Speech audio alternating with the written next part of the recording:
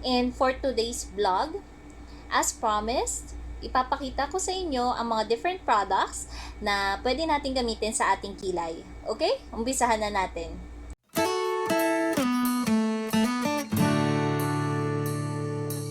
Hi my dear! Kamusta kayo? I hope okay kayo. Welcome back to my channel, Hannah Mama's Vlogs. And for today's vlog, as promised, ipapakita ko sa inyo ang mga different products na pwede natin gamitin sa ating kilay. Okay? Umpisahan na natin. Disclaimer lang po, ang mga product na ipapakita ko sa inyo ay hindi po ako sponsored. Okay? So, wala po tayong sponsorship na nagaganap. First product is eyebrow powder. Ganito po ang itsura ng eyebrow powder. Okay? Yan. Madali lang din siyang gamitin. Actually, maganda siyang gamitin kasi nakaka-fill siya ng gaps. Lalo na kung yung kilay nyo ay medyo manipis, sobrang nipis. Para lang kayong nagdo-drawing at the same time, mas natural looking yung inyong kilay. Halimbawa, may mga bald spots kayo dito, ganyan.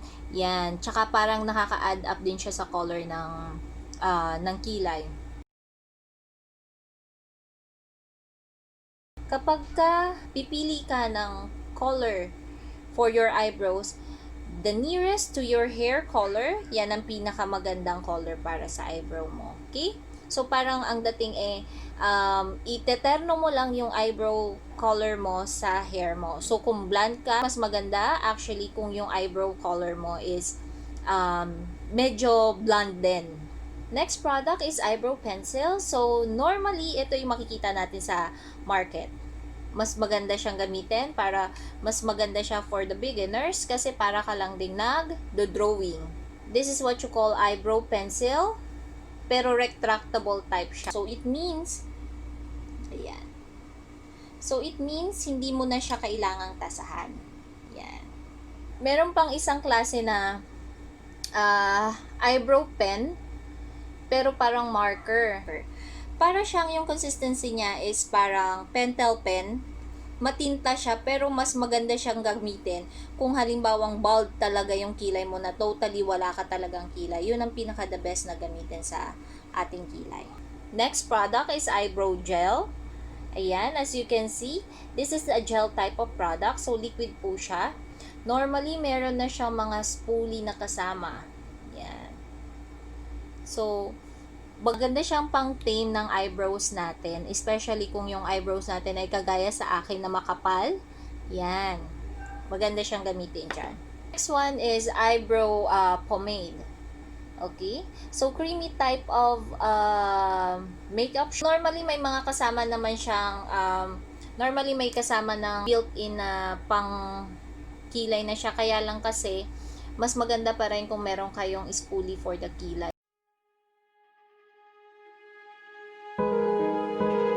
First product na gagamitin natin is the eyebrow pen. Okay. Ang first thing na dapat natin gawin ay umpisahan natin sa pag-outline.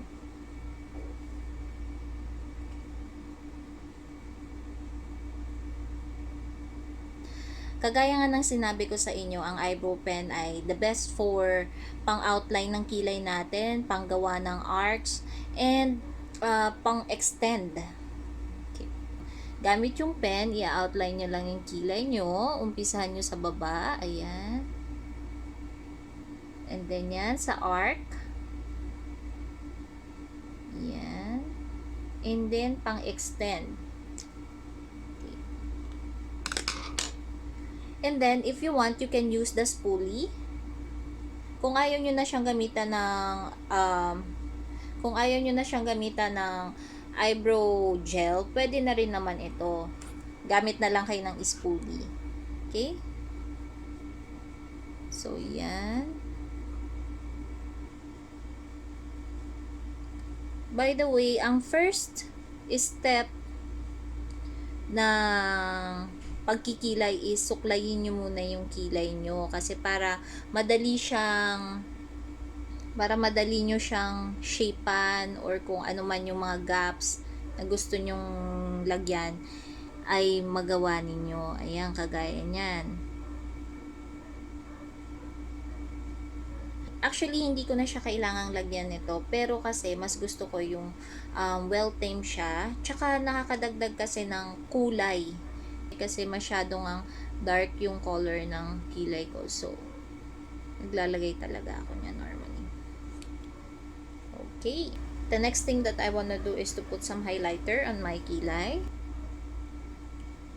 Okay, so just like that.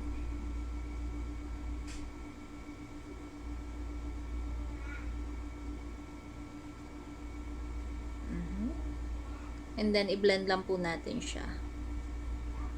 So, the use of highlighter or kahit concealer is to highlight yung kilay nyo and para mas mukha siyang malinis. Yan.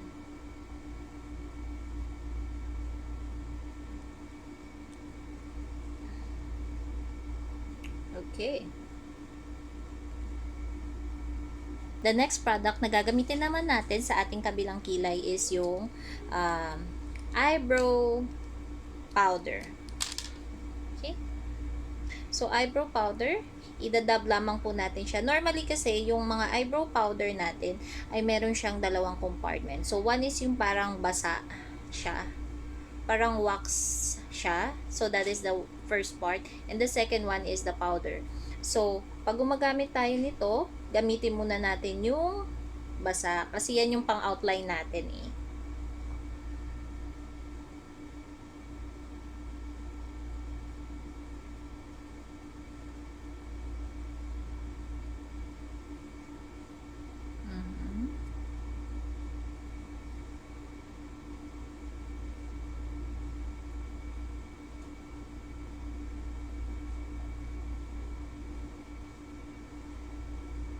Sa akin, hindi kasi gaanong gumagana yung ganito. Kasi nga masyadong makapal yung kilay ko. So, hindi siya gaanong sumusunod sa ganitong type. Pero, just for the sake of ipakita ko sa inyo kung paano siya gamitin, I'm gonna use it. Okay?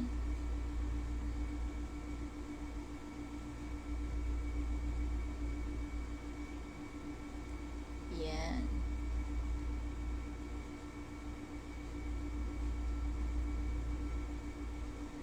And then, the powder side naman, ay gagamitin natin siya pang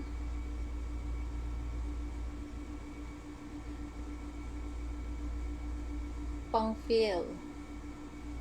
Yan. Gagamitin natin siya pang fill ng gap.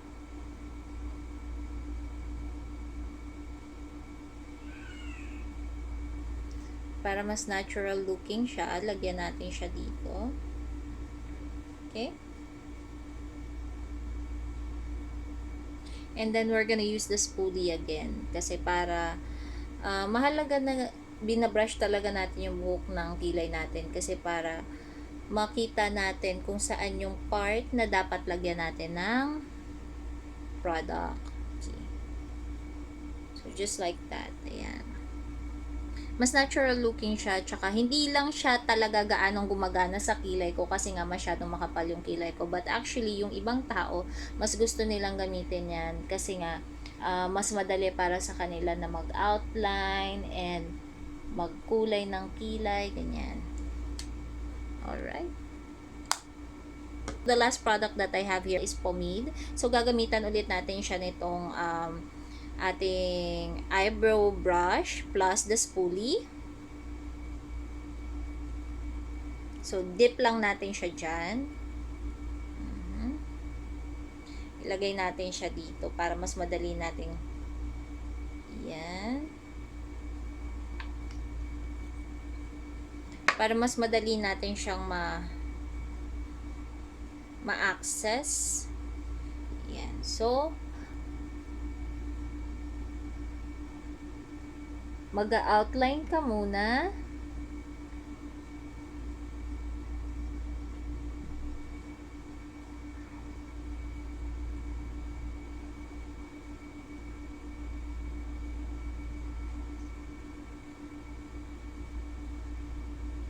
After mo mag-outline, you have to fill in the gaps.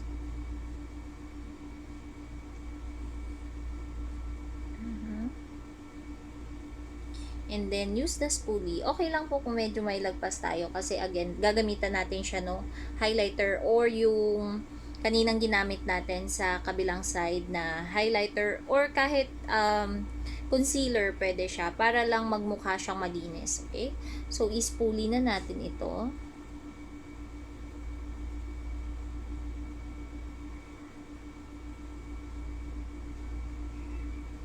Ayan.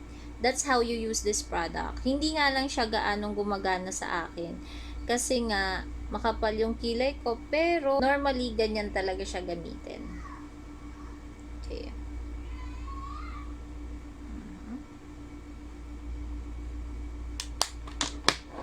So, gagamit na tayo nung highlighter natin sa kilay.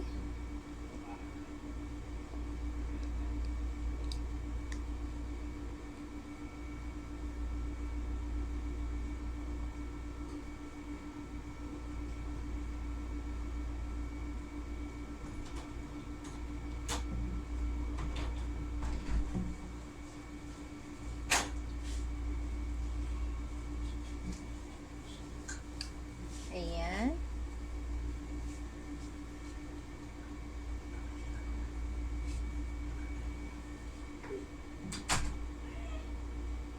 Ayan. So, that's how you put makeup to your eyebrows. Okay? Ganun lang po kasimpleng gamitin yung mga product na meron tayo sa market. So, it depends on you lang po kung ano yung mas mag-work sa inyo ng maayos. But for me, the product na nag-work sa akin since makapal yung kilay ko is yung pencil and the gel. Okay? Alright. Thank you so much and I hope may natutunan kayo sa aking vlog for today. And stay tuned for more makeup tutorials. Ayan na po yung mga products na finiture natin for today. I hope you enjoy watching it. Kung nag-iisip man kayo na gusto nyo bumili ng ganitong klaseng product, at least nakatulong ako sa inyo para makita nyo na kung ano yung ine-expect ninyo dun sa product na yan. Okay, thank you so much for watching and have